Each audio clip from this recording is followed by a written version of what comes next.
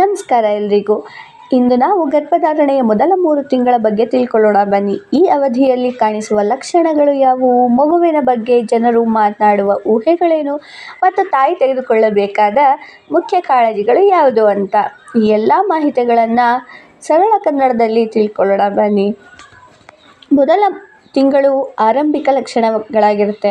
ಗರ್ಭಧಾರಣೆಯ ಮೊದಲ ತಿಂಗಳಲ್ಲಿ ಕೆಲ ಮಹಿಳೆಯರಿಗೆ ಯಾವುದೇ ಲಕ್ಷಣ ಕಾಣಿಸದೇ ಇರಬಹುದು.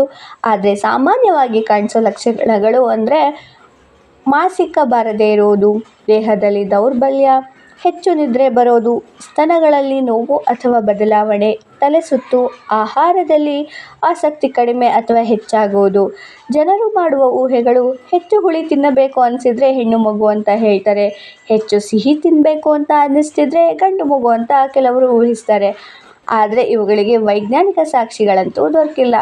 ಇನ್ನು ಕಾಳಜಿ ಹೇಗೆ ವಹಿಸಬೇಕು ಅಂದರೆ ಫೋಲಿಕ್ ಆ್ಯಸಿಡ್ ಟ್ಯಾಬ್ಲೆಟ್ ವೈದ್ಯರ ಸಲಹೆಯಂತೆ ತೆಗೆದುಕೊಳ್ಬೇಕು.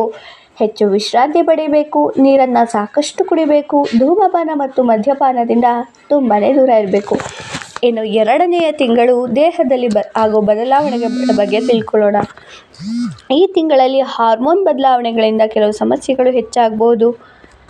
ಇದರಲ್ಲಿ ಸಾಮಾನ್ಯ ಲಕ್ಷಣಗಳು ಅಂದರೆ ಬೆಳಗ್ಗೆ ಎದ್ದ ಕೂಡಲೇ ವಾಂತಿ ಅಥವಾ ಮನಸ್ಸು ಕೆಡಿಸು, ವಾಸನೆಗಳಿಗೆ ಹೆಚ್ಚು ಸಂವೇದನೆ ದೊರಕೋದು, ಹಸಿವು ಕಡಿಮೆ ಆಗೋದು, ಭಾವನಾತ್ಮಕ ಬದಲಾವಣೆಗಳು, ಸಣ್ಣ ಹೊಟ್ಟೆ ಉಬ್ಬರ.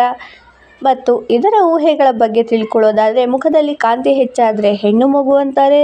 ತಾಯಿ ಸುಸ್ತಾಗಿ ಕಂಡ್ರೆ ಗಂಡು ಮಗು ಅಂತ ಕೆಲವರು ಹೇಳ್ತಾರೆ. ಇವು ಕೇವಲ ಜನಪ್ರಿಯ ನಂಬಿಕೆಗಳು ಮಾತ್ರ. ಇನ್ನು 2ನೇ ತಿಂಗಳಲ್ಲಿ ಹೇಗೆ ಕಾಳಜಿ ವಹಿಸಬೇಕು ಅಂದರೆ ಕಡಿಮೆ ಪ್ರಮಾಣದಲ್ಲಿ ಹಲವಾರು ಬಾರಿ ಆಹಾರವನ್ನು ಸೇವಿಸಿ. ಹಣ್ಣು, ತರಕಾರಿ ಮತ್ತು ಪ್ರೋಟೀನ್ ಇರೋ ಆಹಾರಗಳನ್ನು ತಿನ್ನಿರಿ. ವೈದ್ಯರು ಮೊದಲ ತಪಾಸಣೆಯನ್ನು ಮಾಡಬೇಕು. ಉತ್ತಮವಾಗಿ ಇರಬೇಕು. ಒತ್ತಡವನ್ನು ಕಡಿಮೆ ಮಾಡಿಕೊಳ್ಬೇಕು. ಇನ್ನು ಕೊನೆಯದಾಗಿ 3ನೇ ತಿಂಗಳಲ್ಲಿ ಹೇಗೆ ಆರೈಕೆ ಮಾಡ್ಕೋಬೇಕು ಅಂದರೆ ಈ ವೇಳೆ ಮಗುವಿನ ಮುಖ್ಯ ಅಂಗಗಳ ಬೆಳವಣಿಗೆ ಆರಂಭವಾಗಿರುತ್ತೆ. ದೇಹದಲ್ಲಿ ದಣಿವು, ಮೂಡ್ ಸ್ವಿಂಗ್, ಸಣ್ಣ ಹೊಟ್ಟೆ ಕಾಣಿಸ್ಕೊಳ್ಳೋದು, ತಲೆನೋವು ಮತ್ತು ಮಲಬದ್ಧತೆ ಹೆಚ್ಚಾಗಿರುತ್ತೆ. ಇನ್ನು ಊಹೆಗಳು ಹೇಗಿರುತ್ತೆ ಅಂದರೆ ಹೊಟ್ಟೆಯ ಆಕಾರ ನೋಡಿ ಮಗುವಿನ ಲಿಂಗವನ್ನು ಊಹಿಸೋರು ಹೆಚ್ಚಾಗಿರ್ತಾರೆ. ಆದರೆ ವೈದ್ಯಕೀಯವಾಗಿ ಇದು ಸರಿಯಲ್ಲ. ಭಾರತದಲ್ಲಿ ಮಗುವಿನ ಲಿಂಗ ತಿಳಿಸೋದು ಕಾನೂನು ಬಾಹಿರ. ಇನ್ನು ಮುಖ್ಯ ಕಾಳಜಿ ಏನಂದರೆ ಇದರಲ್ಲಿ ನಿಯಮಿತ ವೈದ್ಯಕೀಯ ತಪಾಸಣೆ, ಐರನ್ ಮತ್ತು ಕ್ಯಾಲ್ಸಿಯಂ ಆಹಾರ, ಹಗುರ ವ್ಯಾಯಾಮ ಅಥವಾ ನಡೆದು ಬರುವುದು ಮತ್ತು ಒಳ್ಳೆಯ ನಿದ್ರೆ.